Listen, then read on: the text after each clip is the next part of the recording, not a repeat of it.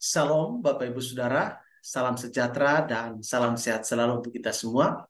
Berjumpa kembali dengan saya, Yohanes Ratu Eda, di kesempatan yang berbahagia hari ini. Harapan dan doa saya kiranya damai sejahtera dari Allah Bapa di sorga, kasih dan anugerah dari Tuhan Yesus Kristus, serta sukacita oleh Roh Kudus melimpah dalam kehidupan kita semua. Amin. Bapak Ibu Saudara, pada kesempatan ini saya akan menyajikan satu topik yang sangat penting terkait dengan berbagai pertanyaan tentang iman orang Kristen. Iman orang Kristen. Nah, Bapak Ibu Saudara, apakah yang dimaksudkan dengan iman? Iman dalam bahasa Ibrani dikenal dengan kata emun, dan dalam bahasa Yunani dikenal dengan kata pistis.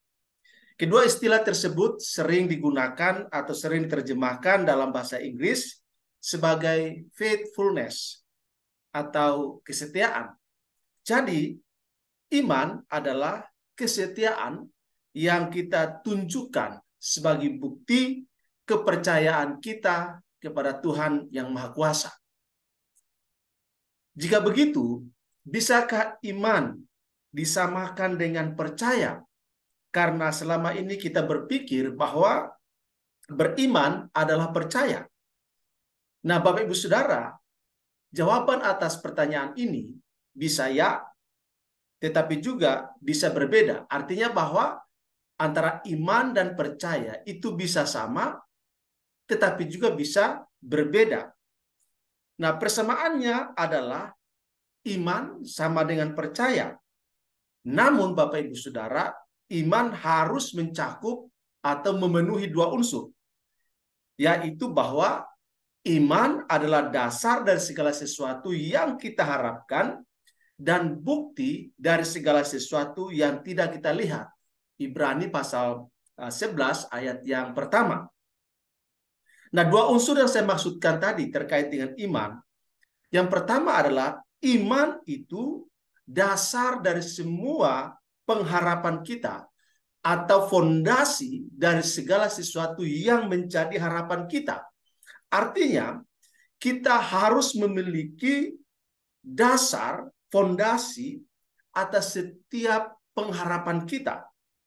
Nah, apa yang harus menjadi dasar dari semua pengharapan itu? Maka jawabannya adalah percaya.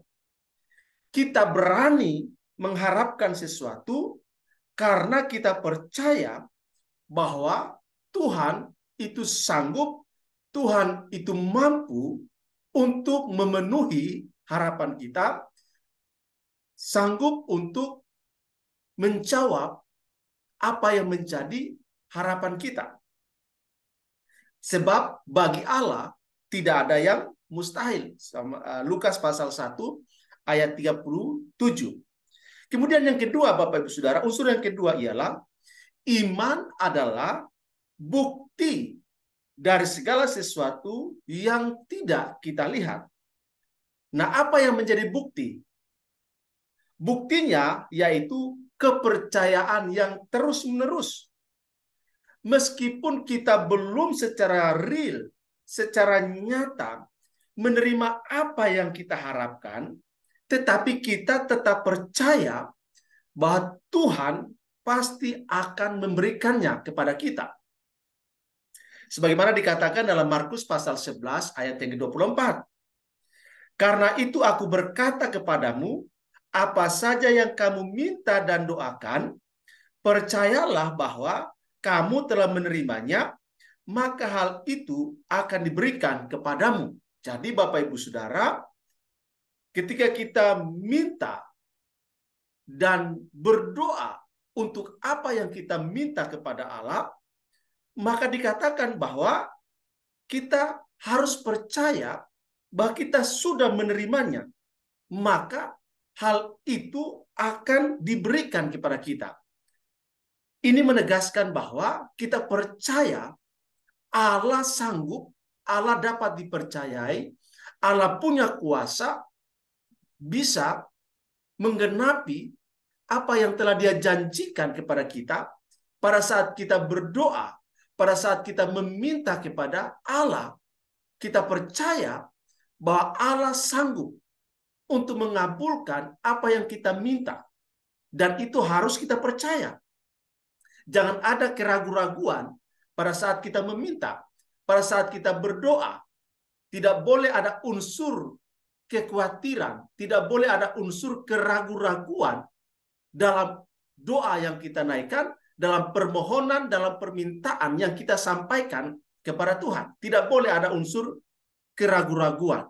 Kita harus total 100% percaya bahwa Tuhan yang kepadanya kita meminta dan berdoa, serta berharap Dia sanggup mengabulkannya bagi kita. Kemudian dalam Yakobus pasal 2 ayat 14 sampai ayat yang ke-17, firman Tuhan katakan, apakah gunanya saudara-saudaraku jika seorang mengatakan bahwa ia mempunyai iman, padahal ia tidak mempunyai perbuatan? Dapatkah iman itu menyelamatkan dia? Jika seorang saudara atau saudari tidak mempunyai pakaian dan kekurangan makanan sehari-hari, dan seorang dari antara kamu berkata, selamat jalan, kenakanlah kain panas, dan makanlah sampai kenyang, tetapi ia tidak memberikan kepadanya apa yang perlu bagi tubuhnya, apakah gunanya itu? Demikian juga halnya dengan iman. Jika iman itu tidak disertai perbuatan, maka iman itu pada hakikatnya adalah mati. Atau secara sederhana, iman itu bukan sekedar teori, bukan sekedar kata-kata surga yang diucapkan, tetapi iman itu menjawab, memenuhi kebutuhan yang real, kebutuhan yang nyata, yang dialami oleh orang-orang yang ada di sekitar kita. Sehingga dalam perspektif Kristen, iman itu bukan sekedar retorika, bukan sekedar teori, bukan hanya sekedar kata-kata pemanis di bibir, tapi iman itu harus dapat menjawab kebutuhan yang real, kebutuhan yang nyata dari orang-orang yang ada di sekitar kita. Makanya Yakobus katakan, apa artinya kalau kita berkata kita punya iman yang hanya dalam tataran teori, tetapi dalam implementasinya tidak ada. Maka kata Yakobus, iman yang hanya ada dalam pengetahuan, iman yang hanya ada dalam retorika, iman yang hanya ada dalam teori, iman yang hanya ada dalam kata-kata, maka kata Yakobus, iman semacam itu adalah iman yang mati, iman yang tidak bisa dipertahankan. Makanya Yakobus menegaskan bahwa iman sejati di dalam kekristenan adalah iman yang direalisasikan, yang diikuti dengan action, dengan sebuah tindakan untuk menjawab apa yang menjadi kebutuhan dari orang-orang di sekitar kita. Itu sebabnya kalau kita melihat secara vertikal, ketika kita berkata kepada diri kita bahwa kita beriman kepada Allah yang hidup, maka kita percaya bahwa Allah yang hidup, yang kepadanya kita beriman, Dia sanggup untuk memenuhi apa yang menjadi harapan kita, apa yang menjadi permohonan permintaan kita, apa yang menjadi doa yang kita naikkan kepada Allah. Maka kita percaya Allah sanggup untuk merealisasikan iman kita itu menjadi kenyataan.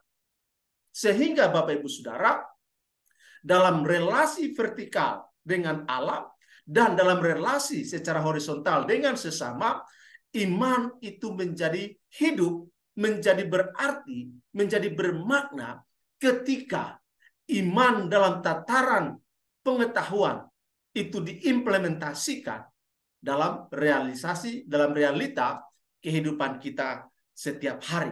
Itu sebabnya Bapak Ibu Saudara, iman menjadi hal yang sangat strategis, hal yang sangat penting dalam kehidupan kita sebagai orang beriman, sebagai orang percaya, sebagai pengikut Kristus, sebagai tubuh Kristus. Iman itu memiliki posisi yang sangat strategis, posisi yang sangat sentral. Sehingga hidup kita adalah hidup karena percaya, hidup karena beriman kepada Tuhan yang hidup dan berkuasa, yang sanggup untuk merealisasikan apa yang menjadi pengharapan kita. Kiranya bagian ini menjadi jawaban, menjadi motivasi, menjadi inspirasi bagi kita sebagai orang beriman untuk mewujudkan bahwa iman sejati adalah iman yang dipraktekkan, iman yang direalisasikan dalam perbuatan-perbuatan yang real, tindakan-tindakan yang nyata dalam konteks menjawab kebutuhan kita. Tuhan memberkati kita. Amin.